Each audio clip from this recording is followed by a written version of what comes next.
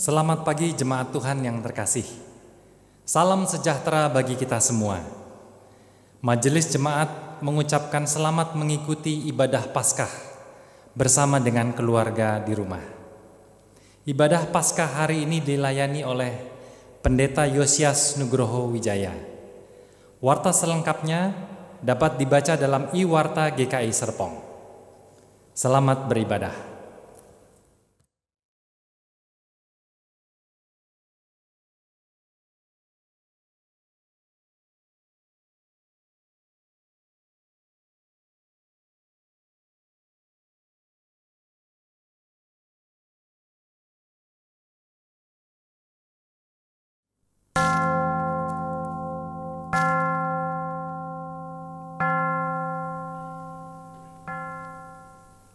Inilah kabar baik itu, kubur telah kosong, Kristus telah bangkit.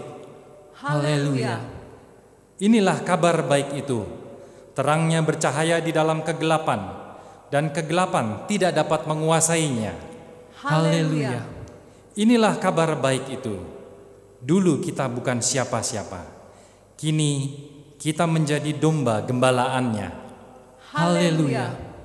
Kristuslah sumber damai kita, damai yang tak dapat diberikan dunia, damai yang kita sebarkan kepada dunia. Haleluya.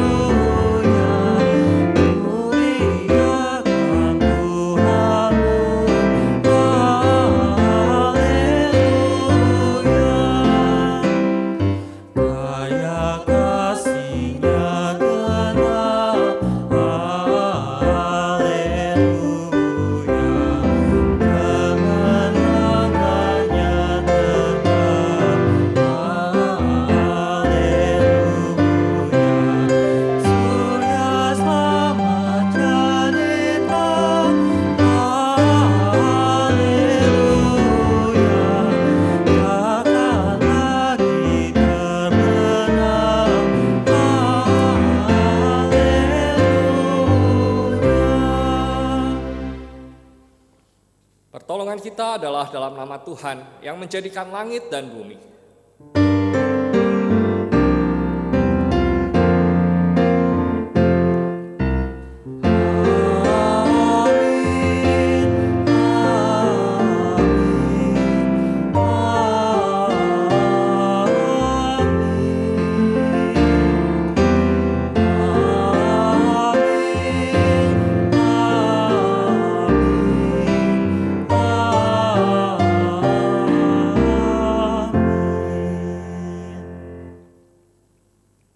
Kasih karunia Allah Bapa, damai sejahtera Yesus Kristus dalam persekutuan dengan Roh Kudus menyertai saudara sekalian. Dan menyertai saudara juga.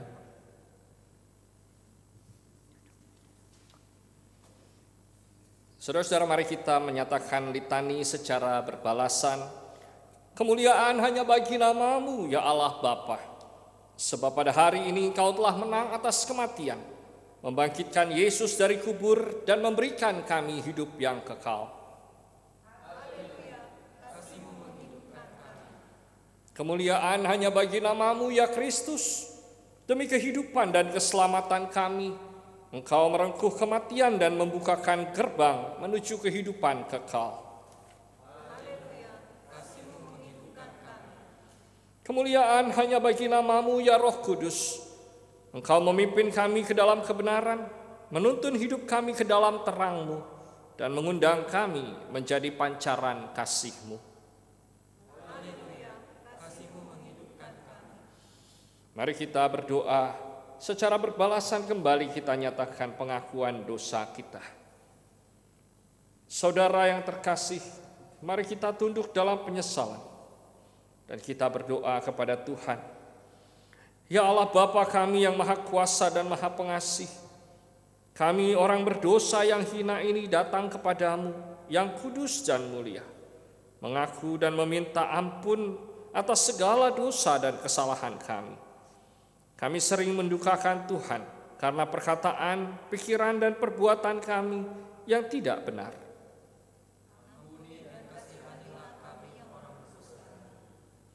Ya Tuhan Allah kami tidak mengasihi Engkau dengan segenap hati, dengan segenap kekuatan, dan dengan segenap akal budi kami.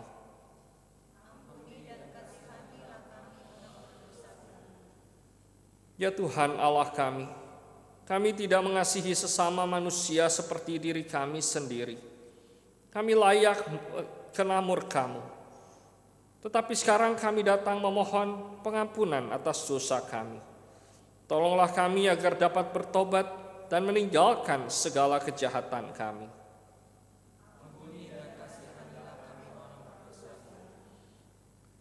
Janji Tuhan akan pengampunan dosa kita.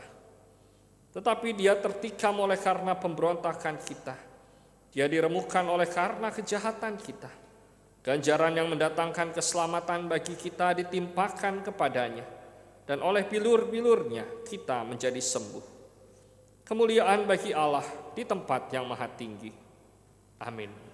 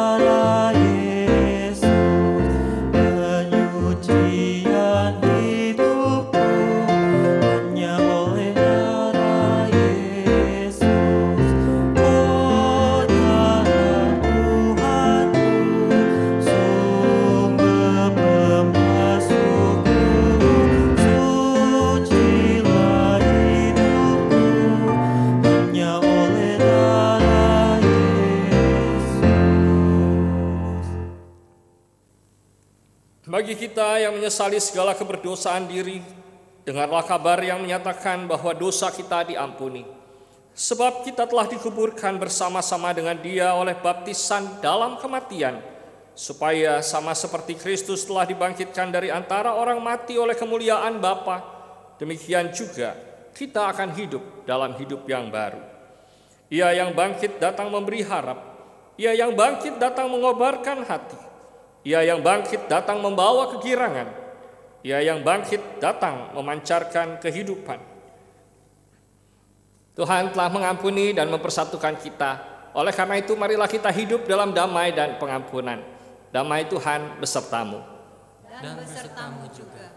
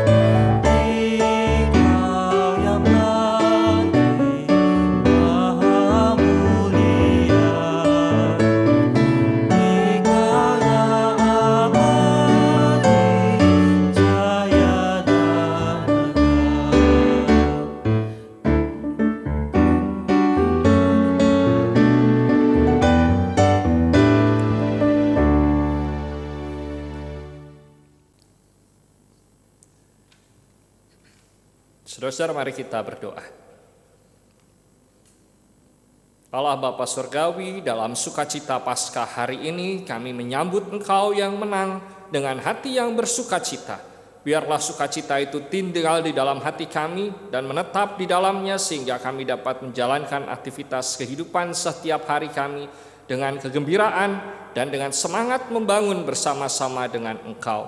Kami menyerahkan diri kami dalam pimpinan Tuhan, terkhusus ketika kami akan membaca Alkitab, supaya apa yang kami renungkan di dalamnya membawa sukacita yang terus-menerus dan menguatkan kami untuk hidup di tengah-tengah dunia yang membutuhkan terang-Mu. Kami menyerahkan diri kami di dalam nama Tuhan Yesus Kristus. Amin.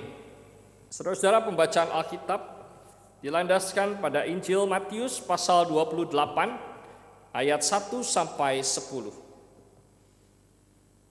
Matius pasal 28 ayat 1 sampai 10.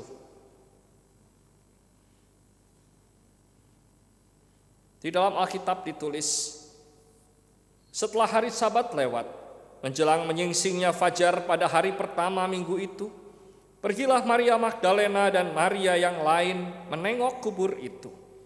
Maka terjadilah gempa bumi yang hebat, sebab seorang malaikat Tuhan turun dari langit dan datang ke batu itu dan menggulingkannya, lalu duduk di atasnya. Wajahnya bagaikan kilat dan pakaiannya putih bagaikan salju. Dan penjaga-penjaga itu gentar ketakutan dan menjadi seperti orang-orang mati. Akan tetapi malaikat itu berkata kepada perempuan-perempuan itu, "Janganlah kamu takut, sebab aku tahu kamu mencari Yesus yang disalibkan itu.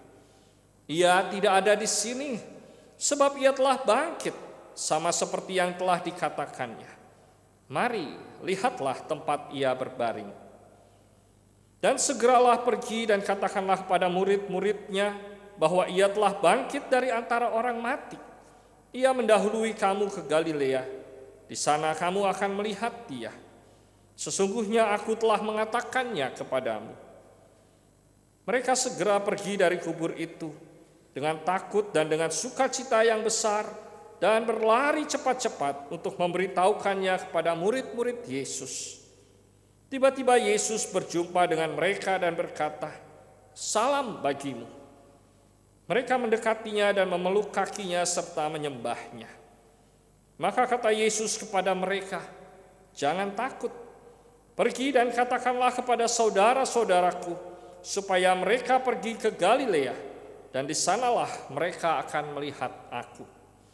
Demikianlah Injil Yesus Kristus. Yang berbahagia ialah setiap orang yang mendengarkan firman Tuhan dan yang memeliharanya.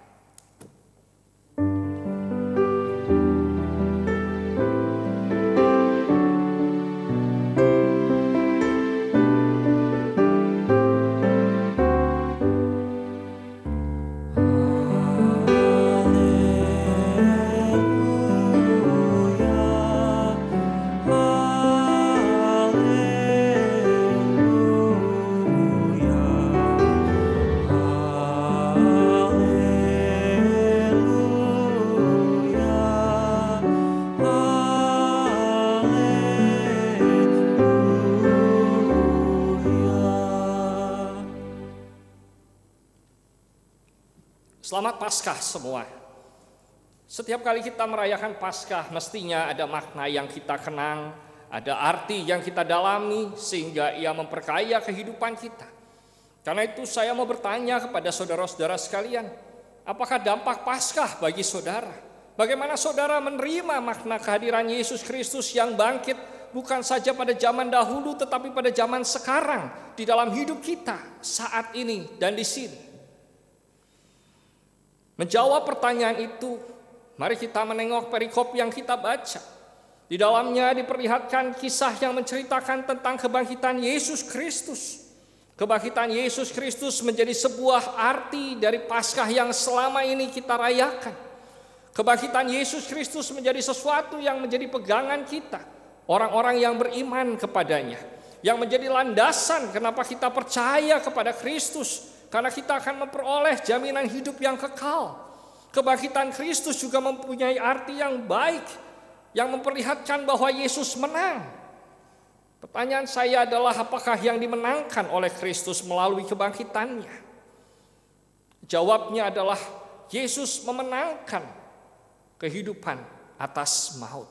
Yesus menjadi pribadi yang menunjukkan bahwa kehidupan levelnya ada di atas maut, yang membuat orang tidak perlu lagi takut terhadap segala sesuatu di dalam hidup, yang membuat kekhawatiran semua menjadi sirna ketika percaya kepada Kristus. Kemenangan Kristus menjadi sebuah kunci yang penting buat kita. Ketika kita percaya kepada Dia, ketika kita mempercayakan hidup ke dalam tangannya, ketika kita mengatakan Dia adalah Tuhan dan Juru Selamat buat kita. Sehingga ketika kita merayakan Paskah, kita tidak merayakannya dalam kekosongan seperti kubur yang ditinggalkan oleh Yesus pada pagi hari itu. Di pagi hari ini, saudara-saudara, kita juga mau mengenang kembali makna kemenangan itu. Kemenangan yang memberikan dampak pada kita sebagai orang-orang yang percaya kepada Kristus. Kemenangan yang menolong kita untuk menghidupi setiap bentuk pergumulan yang kita hadapi. Kemenangan yang kemudian mendorong kita kepada level yang lebih tinggi. Level orang-orang yang tidak mudah putus asa. Level pada orang-orang yang terus mencerminkan semangat.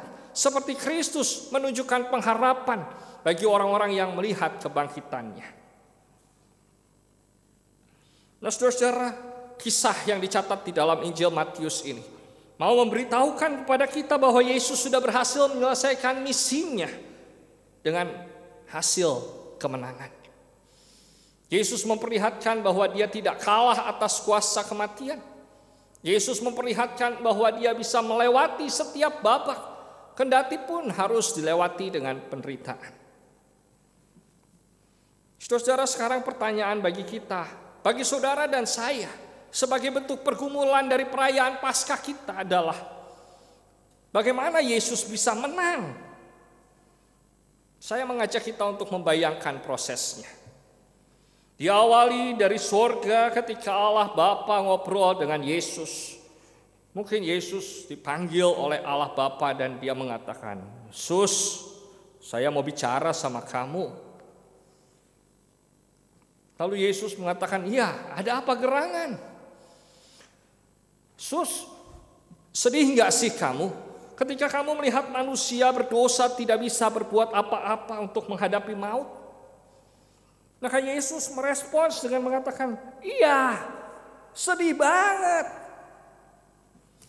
Lalu Allah Bapanya mengatakan, "Bagaimana kalau begitu? Apakah kamu hanya akan menangisi nasib mereka yang ada di dalam maut?"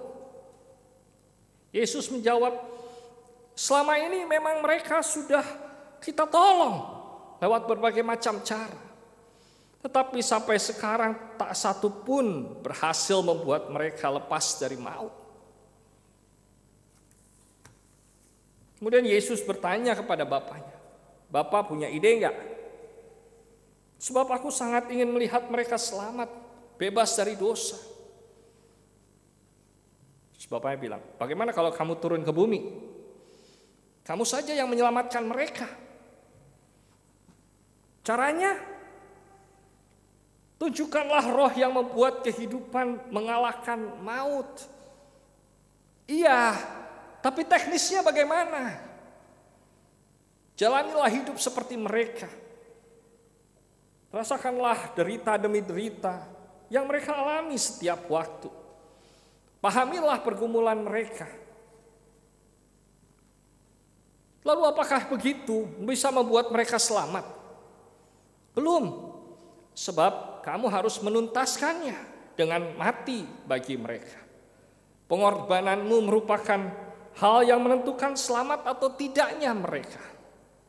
Mati? Iya. Mau atau tidak? Mau. Maka berangkatlah Yesus ke bumi, mengemban misi menyelamatkan dunia. Saudara-saudara, jangan bayangkan bahwa Yesus memiliki kemudahan ketika Dia ada di tengah-tengah manusia dan segala ciptaan lain. Sebab Yesus menghadapi rintangan dan godaan yang tidak kalah kecilnya dengan ketika Dia bercakap-cakap dengan Allah Bapa. Tetapi Dia setia, Dia taat, sehingga berhasil menyelesaikan misinya. Dia mati di atas kayu salib yang kita rayakan pada hari Jumat kemarin. Melalui Jumat Agung kita memperlihatkan keagungan kasih Allah yang bersama-sama dengan Yesus memperlihatkan segala skema demi menyelamatkan manusia berdosa. Jadi saudara-saudara, itulah yang sebetulnya kita bayangkan ketika kita merayakan Paskah. Kita membayangkan sebuah situasi di mana Yesus menang. Dan kemenangannya itu bukan sesuatu yang diperoleh secara instan. Tidak diperoleh hanya dengan membayangkan 3 hari Yesus berada di kayu salib lalu mati, dibangkitkan kembali, selesai. Perjuangannya harus dilihat sejak awal. Perjuangannya itu yang membuat kita menghargai semua proses dan kemudian belajar darinya. Membuat kita tidak semata-mata mengatakan, Yesus itu gampang turun ke dunia. Dia ngomong aja juga segala sesuatunya bakal terjadi. Kemenangan Yesus membutuhkan proses dan prosesnya tidak mudah. Cerita yang dicatat di dalam Injil Matius memperlihatkan Yesus sudah bangkit dari kubur. Yesus sudah menang atas kematian. Tetapi itu belum menjadi sebuah akhir. Itu belum selesai buat kita. Sebab itu cerita yang terjadi pada masa yang lampau. Cerita yang menjadi fakta sejarah. Tetapi bukan cukup kita ingat di dalam kepala kita semata-mata. Cerita yang sungguh-sungguh penting untuk kita hargai supaya hidup kita juga bisa diubahkan olehnya. Supaya hidup kita terpengaruh oleh maknanya. Sehingga Paskah tidak hanya kita rayakan dengan mengatakan, hai saudara selamat Paskah. Hai saudara, Kristus sudah bangkit. Benar, dia sudah bangkit.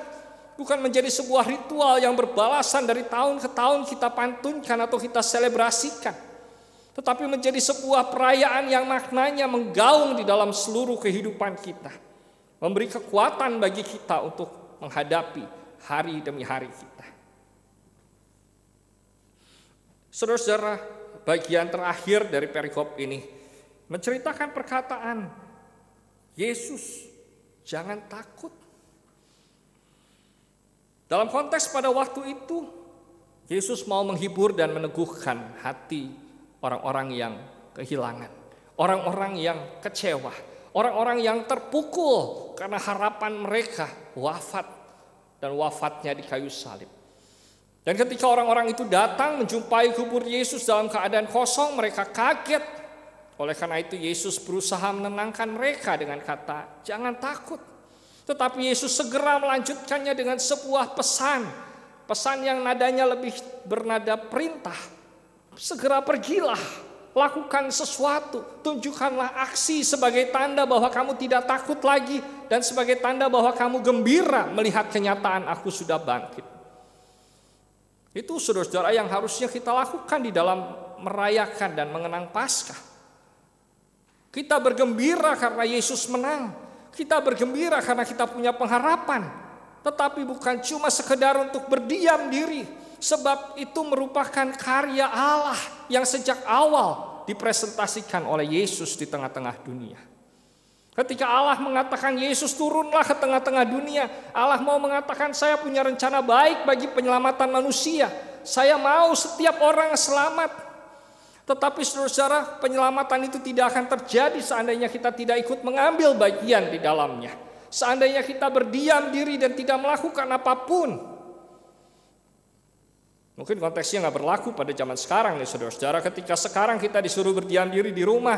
Ketika kita melakukan banyak hal kita diprotes dan dibilang diam di rumah, kunci pintu. Jangan sampai kamu menulari orang-orang lain. Tetapi saudara-saudara, apa yang Yesus sampaikan memperlihatkan keteladanan setia sampai akhir. Orang yang setia sampai akhir seperti Yesus, kendati harus mengalami berbagai macam penderitaan, itu akan mengalami kemenangan. Kemenangan merupakan buah yang tidak sia-sia dari perjuangan melewati berbagai penderitaan sampai akhir, bukan cuma di tengah-tengah, bukan cuma sampai di ujung setelah itu menyerah, tetapi harus dipertahankan. Dan itu yang menjadi teladannya.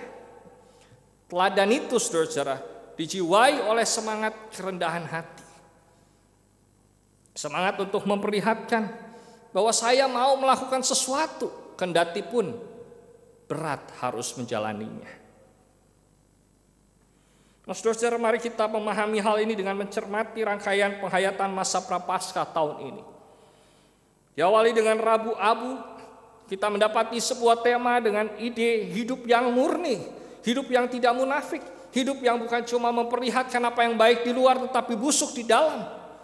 Dan itu yang dimulai ketika Yesus turun ke tengah-tengah dunia. Dia bukan ingin memperlihatkan pamor dan pamer kepada semua orang bahwa saya adalah Allah yang besar. Tetapi dia ingin turun ke tengah dunia karena memang misinya tulus, dilandasi oleh hati yang murni, hati yang mengasihi semua orang. Kemudian di masa Prapaskah 1, temanya menghadapi ego dengan berserah kepada Allah.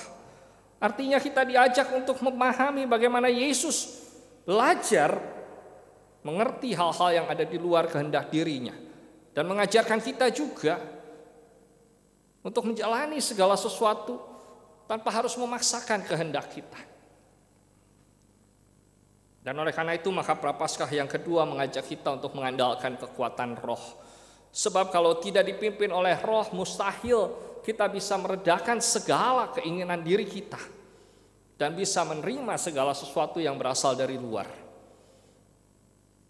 Ketika kita mungkin berhadapan dengan pasangan kita, kadang-kadang kita juga inginnya mereka, pasangan kita menuruti keinginan kita. Betapapun mungkin kita menyadari bahwa itu bukan sesuatu yang benar.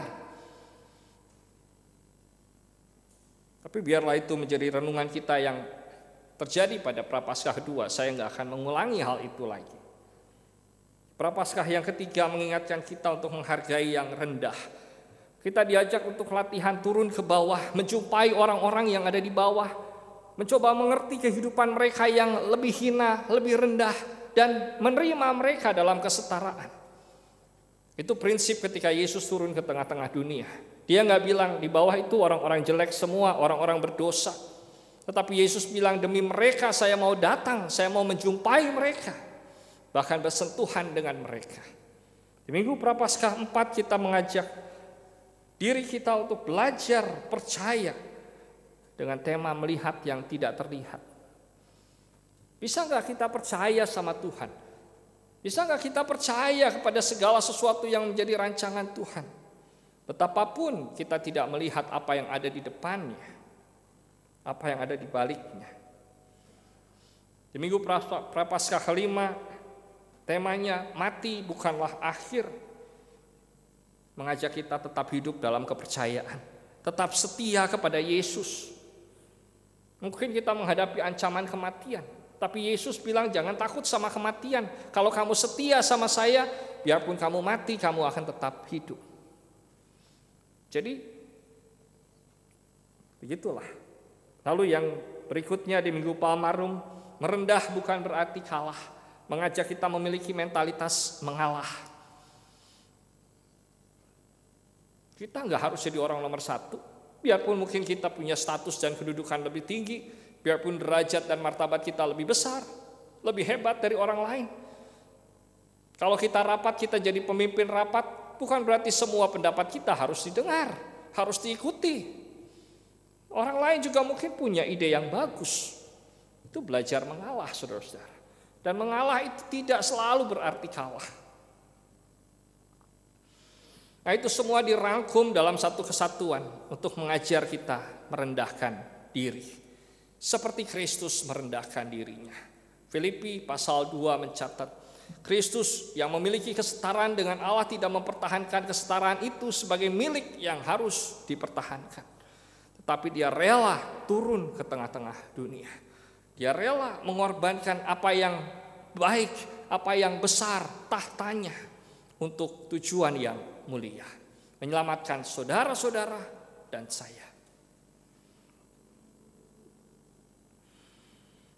Saudara-saudara, saya mengingat juga apa yang dicatat di dalam Matius pasal 23 ayat 12 ketika Yesus mengatakan, barang siapa meninggikan diri, ia akan direndahkan, dan barang siapa merendahkan diri, ia akan ditinggikan. Maka cerita Paskah ini sebetulnya mau mengatakan inti yang sederhana. Ketika Yesus merendahkan diri, pada akhirnya kebangkitannya memperlihatkan kesaksian, dia ditinggikan. dia berhasil, dia menang. Orang yang merendah itu dikasih menang sama Tuhan. Kadang-kadang kita masih kenceng-kencengan, tarik-tarikan, merasa saya paling benar, saya paling harus diikuti, saya paling hebat, dan harus semua kehendaknya saya lakukan. Harus orang lain ikut kehendak saya. Ujung-ujungnya bukan kemenangan yang kita dapat, melainkan pertikaian, konflik, dan perpecahan. Sadarkah kita akan hal itu?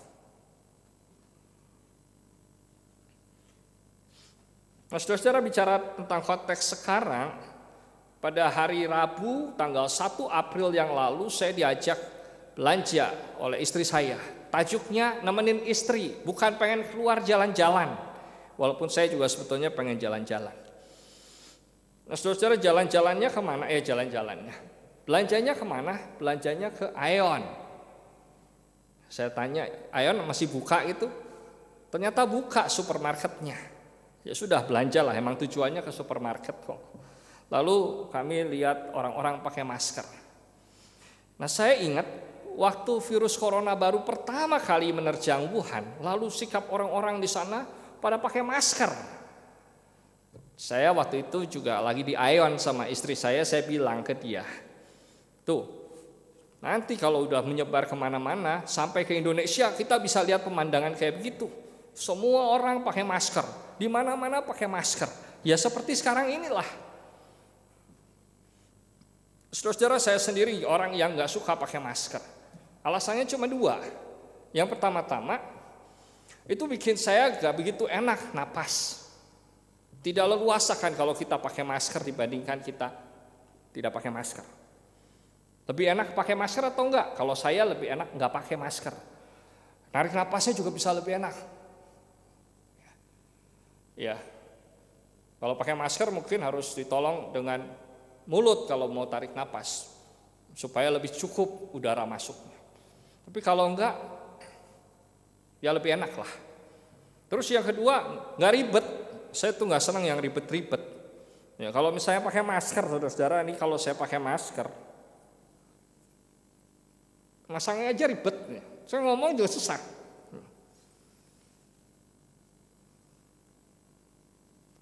Tuh ya, kedengeran nggak saudara-saudara?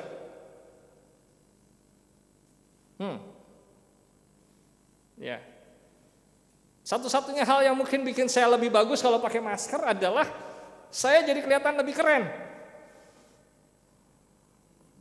Kayak ninja. Saudara, kalau saya pakai topi gitu ya. Oh, bukan kayak ninja, kayak maling gitu ya. Ya. Udah mata sipit, terus ditutup gini. Kayak kemarin waktu saya ke tukang jahit, mau bikin baju, tukang jahitnya liatin istri saya, dia ngomong terus sama istri saya nggak ngomong-ngomong. Sampai akhirnya, terakhir pas mau pulang, dia bilang, "Bapak ini orang Jepang ya?" Saya pulang jalan, terus bilang sama istri saya, "Kenapa dia bisa bilang gitu ya? Gara-gara lihat mata saya kayak sipit begini, kayak orang Jepang gitu ya." Tapi itulah saudara-saudara tentang masker. Biarpun saya nggak suka, tapi saya pikir harus pakai. Kenapa? Soalnya ketika kita pakai masker, kita mikirin orang lain. Dan itu semangat yang Yesus ajarkan kepada kita. Kita nggak mikirin diri sendiri. Yesus nggak mikirin diri sendiri. Yesus mikirin orang lain. Gimana orang lain bisa selamat? Saya turun ke dunia kayak apa? Dunia ini penuh dengan kebobrokan, penuh dengan kejahatan. Gak masalah, yang penting orang lain. Jadi saudara-saudara, sekarang contoh ini saya mau bilang, ya, saya pakai masker juga bukan buat nyenengin diri sendiri. Pakai masker supaya gak nularin orang lain. Ya, supaya gak ketularan juga sih.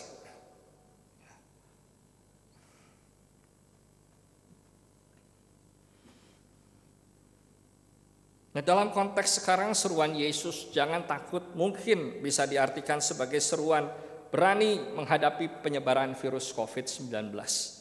Berani bukan berarti kita nekat menerjang badai COVID yang sampai sekarang masih menyebar.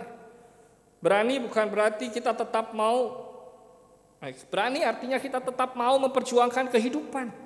Sama seperti yang diperjuangkan Kristus sampai berita kebangkitannya tersebar ke penjuru dunia. Salah satu caranya yang paling sederhana, ya diam di rumah. Sampai kapan? Ya sampai sekarang. Udah 4 minggu atau hampir 1 bulan ketika seruan ini didengungkan kepada kita. Lalu kita bilang mau sampai berapa lama? Emang gak enak mengisolasi diri di rumah, saudara-saudara. Seminggu aja capek. Seminggu badan pegel-pegel. Udah gitu pikiran juga makin kusut. Gak ngapa-ngapain, gak keluar-keluar. Ditambah lagi. Dan masih berapa lama lagi? Kita gak tahu. Selama virus ini masih bertebaran, jiwa banyak orang masih terancam. Tetapi kita bisa menolong setidaknya dengan tetap diam di rumah. Jadi saudara-saudara, kalau Paskah ini mau kita maknai, merendah itu artinya apa? Merendah itu belajar dari Yesus yang peduli pada orang lain, yang memperhatikan kebaikan orang lain. Mungkin buat kita gak suka disuruh diam di rumah. Tapi itu salah satu cara kita merendahkan diri. Kita ngalah, kita bilang gak apa-apa, kita mau berkorban demi kebaikan yang lebih luas. Jadi sekarang kalau kita merayakan ibadah di rumah-rumah, mari kita ingat ini sebagai salah satu aplikasi hidup merendahkan diri seperti Kristus. Selamat Paskah saudara-saudara. Amin.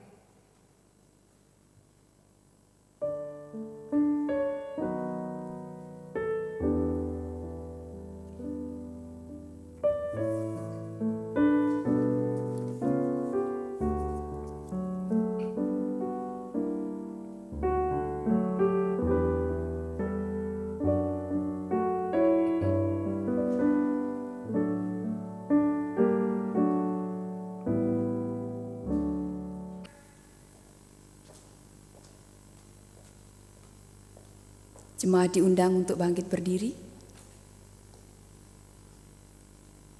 Marilah kita bersama dengan gereja dari segala abad dan tempat mengakui iman percaya kita menurut pengakuan iman rasuli yang demikian. Aku percaya kepada Allah, Bapa yang Maha Kuasa, Khalik langit dan bumi, dan kepada Yesus Kristus, Anak yang tunggal Tuhan kita, yang dikandung dari Roh Kudus, lahir dari anak darah Maria, yang menderita sengsara di bawah pemerintahan Pontius Pilatus, disalibkan, mati dan dikuburkan, turun ke dalam kerajaan maut. Pada hari yang ketiga, bangkit pula dari antara orang mati, naik ke surga, duduk di sebelah kanan Allah, Bapa yang Maha Kuasa, dan dari sana ia akan datang untuk menghakimi orang yang hidup dan yang mati. Aku percaya kepada Roh Kudus, gereja yang kudus dan am, persekutuan orang kudus, pengampunan dosa, kebangkitan orang mati, dan hidup yang kekal. Amin. Jemaat dipersilahkan duduk kembali. Mari kita berdoa. Ya Tuhan, dalam kemenangan Kristus yang kami perayakan, kiranya kami juga boleh mengingat Tuhan yang mengasihi kami, Tuhan yang memperhatikan kami, dan Tuhan yang selalu baik terhadap kami. Ajar kami untuk selalu percaya bahwa Tuhan hadir dalam setiap langkah kami. Tuhan menguatkan kami untuk boleh menguatkan orang lain. Tuhan memberikan keteguhan supaya kami juga boleh tetap menjadi sandaran bagi orang-orang yang lemah. Dan karenanya kami dapat menjumpai mereka seperti Kristus menjumpai kami. Biarlah melaluinya kami boleh menunjukkan keteladanan yang baik, agar setiap orang percaya juga boleh hidup saling memperhatikan, khususnya menjadi orang yang memperhatikan orang-orang yang lemah. Kami bersyukur kepadamu ya Tuhan, karena melalui peristiwa Paskah kami boleh menerima dan mengambil makna dari kebangkitan Kristus, yang bukan hanya sebagai sebuah perayaan ritual Kristiani semata, tetapi menjadi dasar dan kekuatan bagi kami untuk bersikap sebagai pelaku-pelaku iman yang tangguh dalam memperlakukan hal-hal yang ada di depan kami. Supaya dengannya kami boleh menjadi orang-orang yang tahu bagaimana melakukan hal yang baik. Dan biarlah dengan demikian peristiwa Paskah juga boleh menjadi momentum yang mengingatkan kami akan karya Tuhan di dalam diri kami. Ia telah menyelamatkan kami, membebaskan kami dari dosa dan maut, Dan kini saatnya kami juga menunjukkan partisipasi yang baik ya Tuhan. Biarlah kami boleh sadar akan hal itu dan meneruskan karya Tuhan itu di dalam hidup kami. Supaya ketika kami dipanggil Tuhan, kami juga boleh menunjukkan jawaban atas panggilan itu dengan mempersaksikan karya Tuhan, dengan menunjukkan bahwa Tuhan yang kami percaya adalah Tuhan yang kuat, Tuhan yang berkuasa, dan Tuhan yang menang. Dan kiranya itu boleh terpancar melalui setiap perkataan dan perbuatan kami.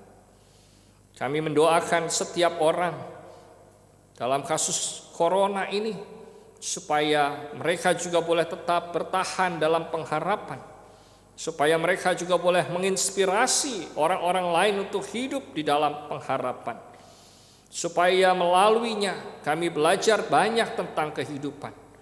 Kami disapa oleh wabah ini Tuhan, tetapi biarlah kami tidak menjadi takut, melainkan kami boleh berani memperlihatkan kemenangan Kristus melalui sikap iman kami. Dan kiranya kami juga boleh mendoakan setiap pihak yang ikut berjuang menghadapi wabah ini. Pemerintah yang terus memikirkan jalan keluar, tentunya Tuhan beri hikmat. Para dokter dan tenaga medis yang berada di garda depan, Tuhan beri kekuatan berlebih dan kesehatan agar mereka dapat menolong orang-orang lain yang terserang virus ini. Dan juga terhadap setiap gerakan yang berusaha meminimalkan upaya penyebarannya, baik di RT RW dimanapun kami ada. Ketika kami setiap hari mendengar tentang upaya pencegahan penyebaran virus corona, kami berharap semua ini boleh menyatukan kami, boleh mendekatkan kami, sekalipun sebelumnya kami tidak saling kenal, sebelumnya mungkin kami berbeda pendapat, berbeda segala macam. Kami percaya Engkau Allah yang baik, dan melalui peristiwa ini banyak hikmah yang dapat kami ambil sebagai landasan pembelajaran dan pengayaan hidup kami. Terima kasih Bapa, kami berdoa di dalam nama Tuhan Yesus Kristus, Tuhan yang bangkit dan menang, yang sudah mengajar kami berdoa.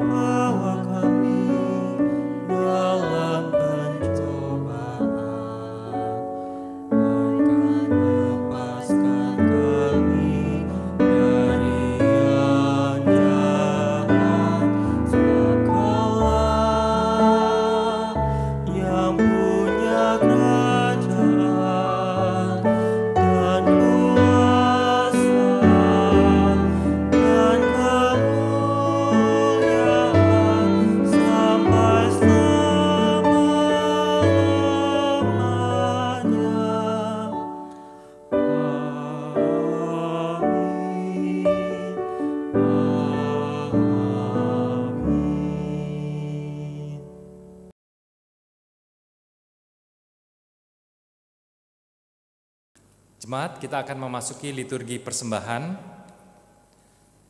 Marilah kita mempersembahkan yang terbaik bagi Tuhan, sambil mengingat firman Tuhan yang tertulis dalam 1 Petrus 2 ayat 5. Dan biarlah kamu juga dipergunakan sebagai batu hidup untuk pembangunan suatu rumah rohani bagi suatu imamat kudus, untuk mempersembahkan persembahan rohani yang karena Yesus Kristus berkenan kepada Allah.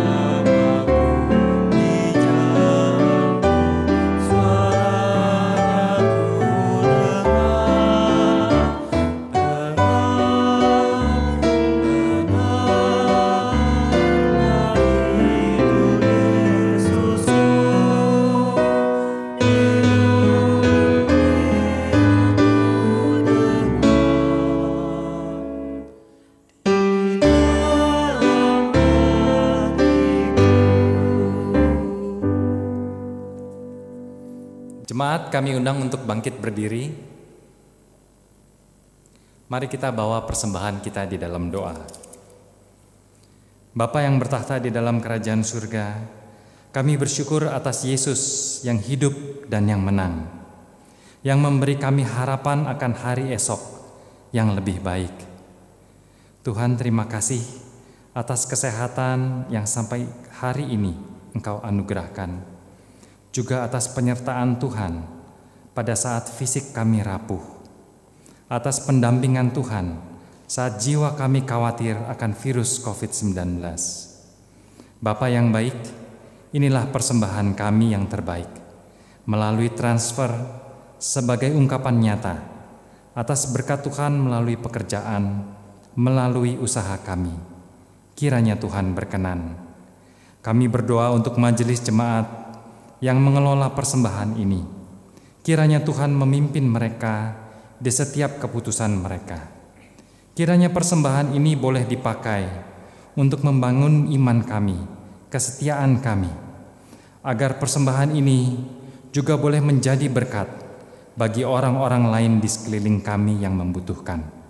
Dalam nama Tuhan Yesus kami berdoa. Amin. Saudara-saudara, hadapilah hidup di depanmu dengan berani. Masa depan memang penuh ketidakpastian yang menakutkan. Tuhan tidak mengenyahkan ketakutan saudara, tetapi kehadirannya akan menyertai saudara, sehingga sukacita kebangkitan Tuhan akan melampaui ketakutan saudara. Hidup menjadi ceria dan bermakna karena Yesus hidup.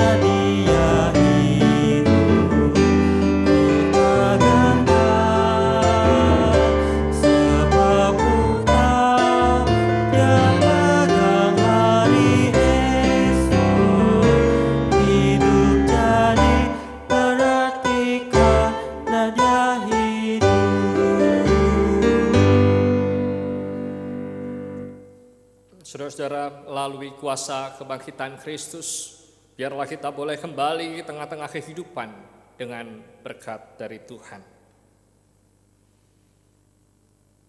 Allah yang Maha Murah memelihara hidup saudara. Yesus yang bangkit dari mati menyelamatkan saudara dari maut. Dan Roh Kudus terus meneguhkan langkah saudara hidup dalam kebajikan Tuhan dari sekarang sampai selama-lamanya.